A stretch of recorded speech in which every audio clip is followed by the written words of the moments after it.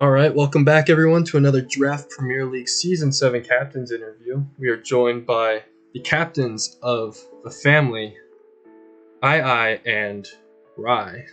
Rhymes. Please introduce yourselves. Hello. I am the former reigning DPL champion, champion captain, the GOAT. That's all you need to know. There we go. And yep, I am here as well. Former champion DPL, Trick of Eye, back again once again. Sounds good. We have the GOAT and another former DPL champion. I guess we can just hop right into asking the questions. People are here for your answers, and you shall provide. So the first thing I wanted to ask was, are there any realistic expectations or goals that you have set for yourself going into this season? My realistic goal, I would say, is the championship. To me, right? Coming from our backgrounds as champions, both me and I know what to do when it comes to drafting, when it comes to prepping, when it comes to playing, when it comes to being prepared to win it all. So I want to say that anything less than winning the championship is not something I want. So yeah, championship or bust. Yep, my sentiments exactly. Yep. So you would consider this season a total dumpster fire, utter failure if you lost in finals? Of course. Yeah. I mean, we have. If we lose more than 2 games, I will be disappointed. Exactly. We have number one. We have just the people's support and praise as potentially the number one team off the bat. So I think there's like just the expectation that we're already going to make playoffs. But I think just with our backgrounds, the fact that we have both been on winning teams of DPL, I don't want to be any less than in finals and winning the championship. Especially because of the fact that I want to be one of the first people to win back-to-back championships. Has anybody done that before? I don't remember. I'm not sure. I don't think so. If it was probably going to be a support type of player. Nope. That needs to be me. First person to win championship back-to-back. There we go. Love the confidence. But yeah, now we can move on. There have been a couple changes to this season's format. The first being, we are now in Generation 9, so we have added a 4th tier to DPL. And the regular season now consists of 2 of the new generation games, so Scarlet and Violet, and then 1 of the older generation, Sword and Shield, Ultra Sun, Ultra Moon, and ORAS. And then each team will now be allowed to choose an extra tier to add to that total. What are your thoughts on this new format? It's going to be interesting for the older generations when choosing which draft team to use against your opponents, because now you're basically going to be going up against, okay, which of these teams is best used against 3 others, and based off of that. So I'm excited to see how this might play out, but definitely another factor going in. Yeah, I definitely like the fact that, for example, right, I know in the past, let's say on the Rose season, when me and you were captain, Sean, our Sword and Shield drafts were absolute hot garbage. And like the fact that we had to play that every single week, almost max games, is insane. So I love the fact that nowadays, like with this new format, we'll be able to choose which tier we like want to specialize in. Especially, I think this is just like, number one, really means that you need to have a lot of good, well-rounded players, people who can flex into different tiers, because of course, your opponents get to choose the tier as well.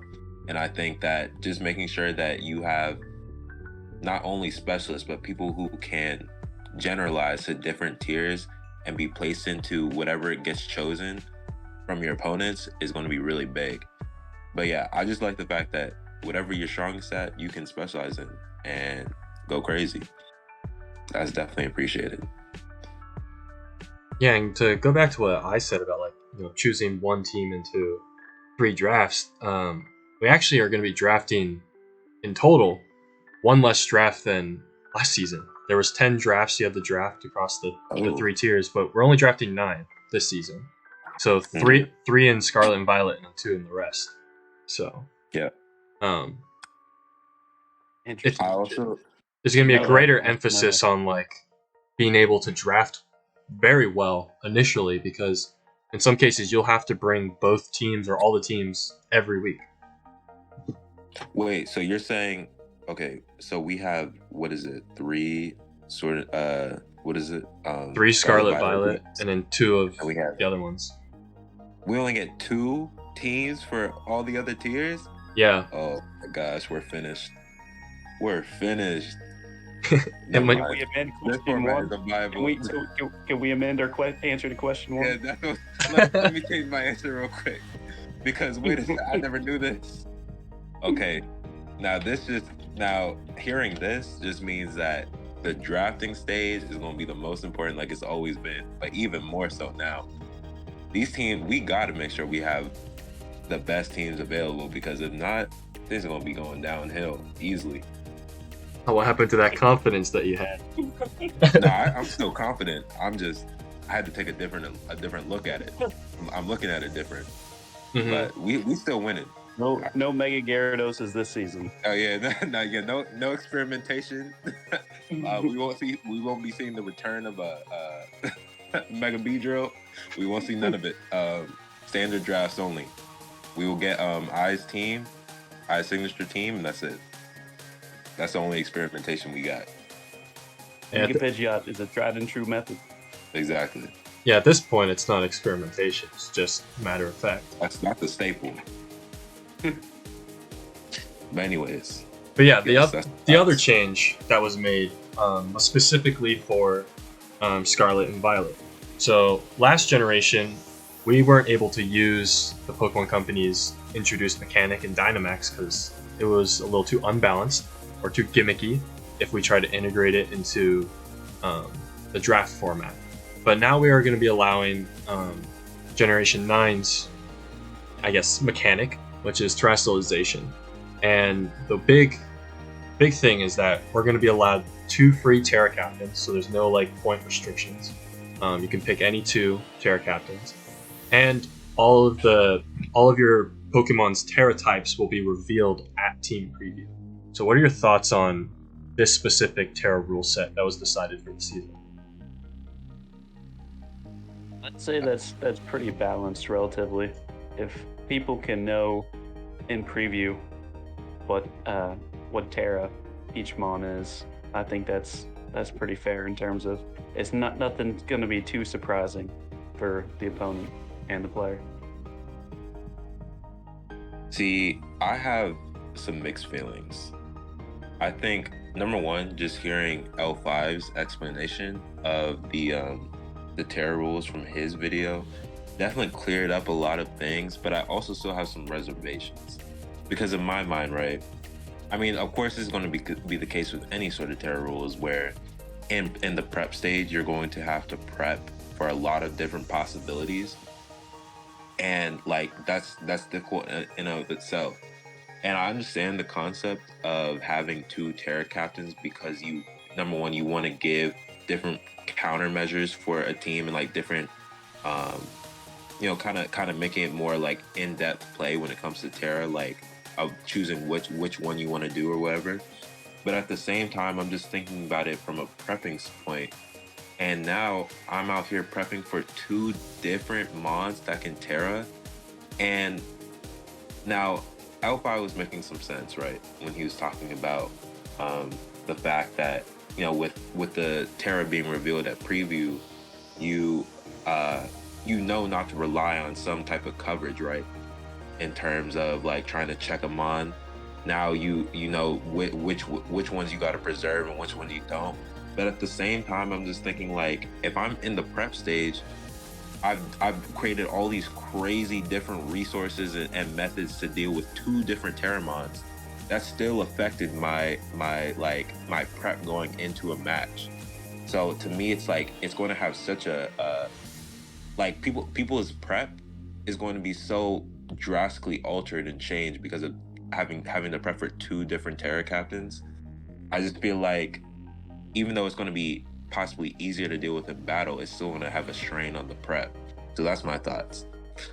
I'm kind of unsure. I'm unsure how I feel about it, but I can definitely understand it. I'm just like, I don't know if it's really going to be easier per se. But yeah. Yeah, I kind of agree with you. I understand both aspects of it. But obviously, I feel like some matchups, the Tera type is relatively easy to predict for the most part. And even in prep, sometimes you don't even prep for a specific type. You might just basically find a way to prevent said mon from even setting up in the first place. I feel like that's kind of how prep is going to shape up against some of these Tera threats this season. But I also think the tier itself is pretty unexplored. So I do kind of expect some wheelchairs to happen, but hopefully not. I think with this... Would be DPL without him. Oh, yeah. I think just with this rule as well, with the 2 Tera captains, and just like all the different possibilities, and like and how much you have to account for in prep, I think having 2 very strong offensive Tera captains that are very different from one another is going to be really important. Like, just like, let's say you have like a Tera Spother, but then you have like a, I don't know, like a Tera Baxcalibur. Like those 2 are both setup demons, but very different from one another. And I just think like having 2 strong Tera captains that can set up, that are very threatening, have a wide array of types that they can use, I think is going to be really important in terms of like just forcing a lot of prep from your opponent. And I think we're definitely going to see just a lot of, I would say, just like kind of like across the board like countermeasures when it comes to Tera users. Like I can definitely see like a lot more people drafting like or prioritizing unaware mods, because you want to make sure that you have some type of countermeasure to whatever is going to appear in a match. But I also think too, you'll see things like, I don't know, like Endure, or like I don't know, like Explosion, or like Screens or stuff like that. All these kind of like blanket checks to like just kind of stop like Tera threats. You know, things like Roar, Whirlwind, all of that. That's going to be definitely big to have. Yeah, it'll be very interesting. I'm excited to see how people build their draft in the tier, and what specific mons people are going to be targeting, not only just for like Tera captains, but general checks to some of these Tera threats. I guess moving on from the format changes and like the Tera rules, we can move specifically into some auctioning type of topics. So first I'd like to ask, how prepared do you feel for the auction? Like, are you pretty confident going into it, or do you have any like reservations or concerns? When's the auction again? Yeah. It's in 2 days. Less than 2 days. I ain't gonna lie, bro. me and I have not done any sort of prep. We are winging it, bro. We go, whatever happens. Now, of course, we got some plans in the works, but I would say, especially compared to last couple seasons, where like me and you, Sean, we had like entire prep docs, you know, we're behind the scenes working all the way until auction started. Like, we were on that grind. This, we're just, you know, taking it day by day. No plans needed. We got it all in our heads. We got to figure it out. But yeah. It pulse bids. Just know with our first what is our first nom? We're first nom. Just know the clutch god, Young Bronson, he getting that first pick. Just know. I'm glad we're gonna be returning to this amazing DPL tradition. Gotta return to form. DPL ain't been the same since. Mm-hmm.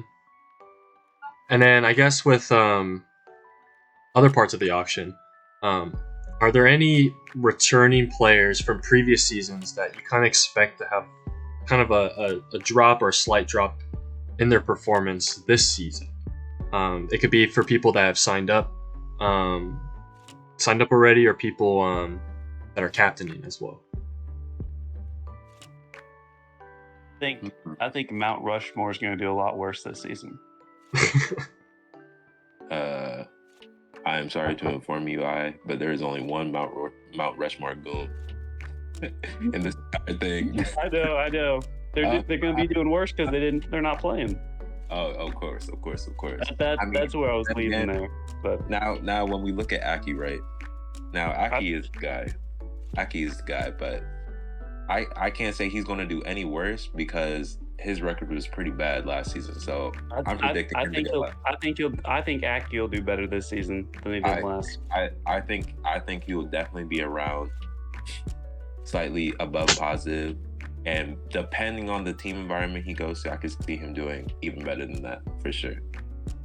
Yeah. In terms of just drop-offs and players, I don't know. It's kind of hard to say. I feel like everybody can be very critical of somebody's performance of last season, saying that it's like a fluke or like like just luck, or they're not actually that good. It was just circumstance. But I feel like once you got those wins in your belt and you kind of got into form, kind of know what you're doing, I think any player can definitely repeat their same success. So I wouldn't say that like there's going to be any major drop-offs. Maybe the scores might be a little bit different, but like ultimately I think people are going to stay kind of consistent. Yeah, I'd agree for the most part. Again, it also kind of depends on team chemistry, how they're meshing well with each team captain and their team overall as a whole. But also we have a new generation where people will be playing a new tier for the most part. And if some players might not have as much practice in the tier as others, so that might come into play. A lot of factors going into it, whether or not some will be better or worse than last DPL seasons. Yeah, I'm interested to see like a lot of the number one. There's some players that are returning who didn't play last season. I'm interested to see how they kind of adapt with like some of the new changes. And two, I think we're gonna see some budget picks that we like nobody knows about kind of pop off, kind of just like last time. So yeah, I feel like every season has one of those. Yeah, typical DPL shenanigans. But yeah, that's about it. Yeah, and plus there's also going to be the every week people are going to be choosing different formats to add to their the already existing 5 games that we have. Like choosing like an extra USUM, or the other team chooses like say an extra Sword and Shield. Based on those slots, like people or certain players are not going to be able to just slot into the same tier every week. So I feel like that also adds a level of variability to how successful they can be and like how much practice they're actually getting in a given tier. For sure. All right, and I did ask I this earlier, but I'm gonna make him say it again, and with a more realistic answer, I guess. If you were to describe yourself or your style of captaining in one word, what would that word be? The first word that comes to mind to me is innovative. But that sounds accurate. we know about the different eye creations over these past seasons. What is it? We had the I'm pretty sure there's a team with a Hitmonlee, Slurpuff, or something. I'm sure you could probably find something at one point. Mega Gyarados wins a cot. Yeah, Mega Gyarados for sure. I would say for me, I don't know, maybe like authoritative, not authoritarian, but authoritative. You know, like I think that I like to make sure that like, you know, you keep it professional. You know, assert your dominance. Demanding. Yeah. But at the same time, you know, we all friends, we all cool. I like to be, you know, supportive of my teammates, supportive of my players. So, yeah, I would say like not necessarily a pushover captain, because I think it's important to have that distinction. But at the same time, you know, we're definitely like, we're cooling. But so, yeah. so you definitely like to take what you're saying. You want to take charge and then make sure everyone is doing or completing the responsibilities they're supposed to be. Authoritarian. Yep. Just a straight authoritarian. Okay. Yep. And then I guess we can move on to a couple of these last topics. Are there any specific captain cores that you want to play and beat this season very badly, or send a message to right now? You can go first. I mean, we're winning this thing anyway. I mean, we'll beat everyone at one point regardless. It's just a matter of time. We just got to go in order, right? Got to go up the ladder. Let them Reach know. the top. Tell them. Let them know. I like to also add right out of my mouth. I like to also add that maybe 30 minutes ago, I asked like who the captains were, and he had no clue who any of the other captains were. Bro, I said that as a joke. And then after I said that, I went on to list them. Okay, sure. He just had a lapse in judgment. A lapse in my bad. But he know. Yep. But Doesn't matter. let me take a look at these captains. Honestly, I've watched most of these captain interviews so far. Everybody has something to say about us.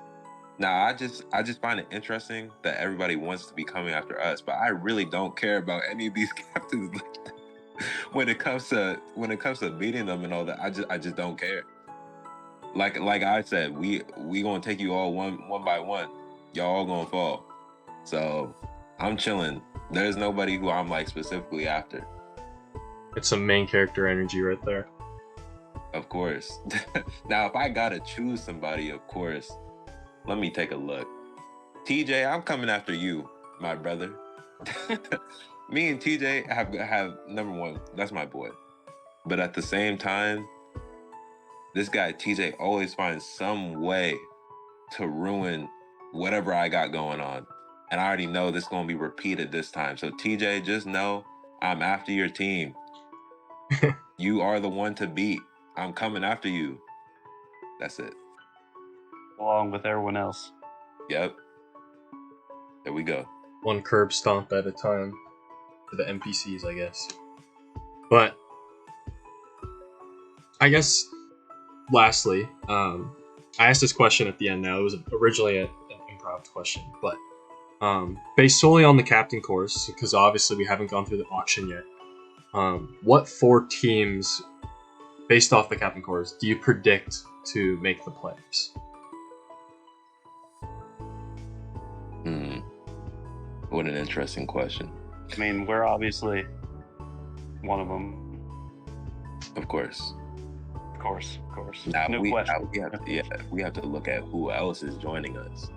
The real question is, will you guys be the ones?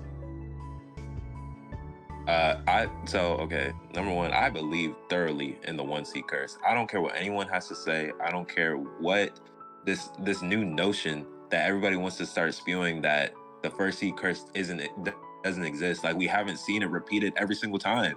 Like, that don't act brand new. We know about this 1st seed curse. So I am very much not wanting to be the 1st seed. You know what?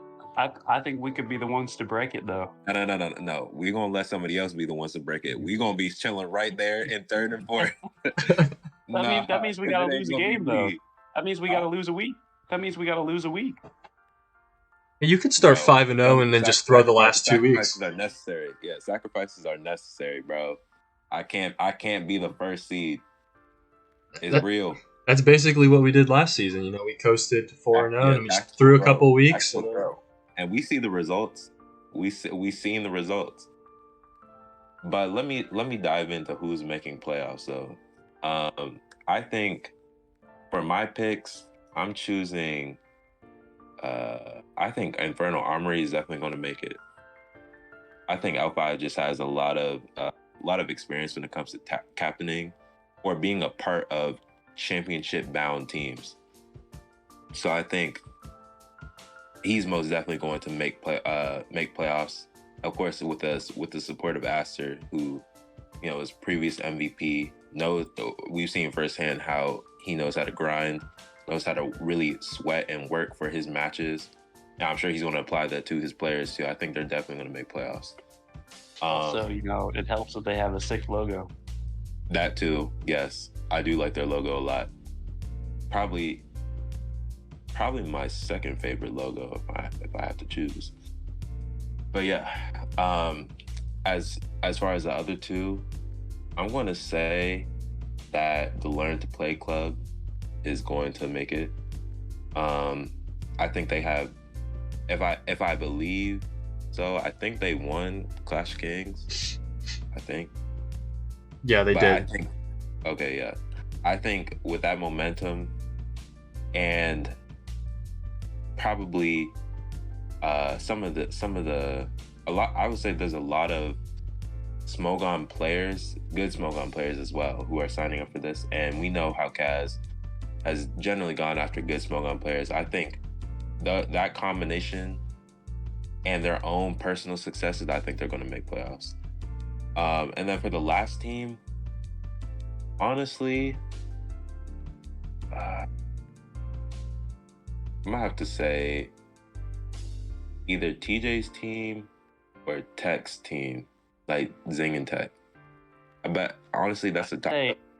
I'd say Tech's team might have a slight better chance of making playoffs than TJ's. Yeah. I don't know. That last slot is very up in the air. I don't feel as strongly about that last slot as I do us and Infernal Armory and Learn to Play. So that last slot is really up in the air. Anything could happen. Yeah. And you also got to remember the some of the teams have 25K more budget as well to work with during the auction. So maybe they're going to have a deeper team. If I'm being real, I really don't think that's going to matter. I think, like, of course, right? I got a lot of love and respect for my captains, the captains of these 125K teams. But at the same time, right, I just feel that, like, the extra 25 and being able to get, I guess what you would say, a more valuable, expensive player, it doesn't always translate to guaranteed success. We saw, for example, who was it, Danger Zone, who got like 40K Finch or something, who had a very good record in that previous season. They had a expensive player, really good player, and they still didn't. They got trashed. They didn't even make playoffs.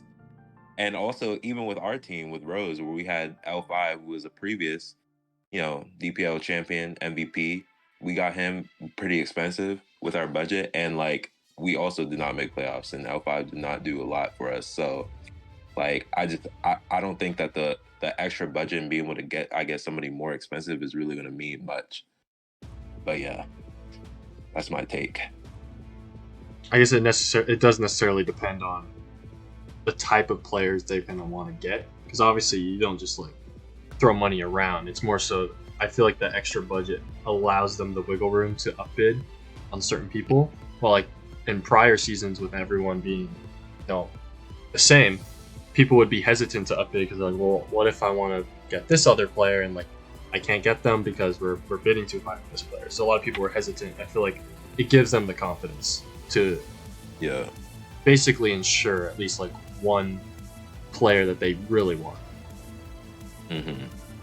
But yeah, like, just looking at previous DPL seasons, I think that because I would say even with Wings of Wrath, right, we were pretty top heavy, and but I would say it really just depends on the inner workings of the team, like what drafts they end up getting, what's their draft spots, because people forget how important draft spots really are to a team's success, stuff like that, and also like just how much like prep support they have, their activity levels, all that stuff. I think is really more meaningful than who's on the roster specifically.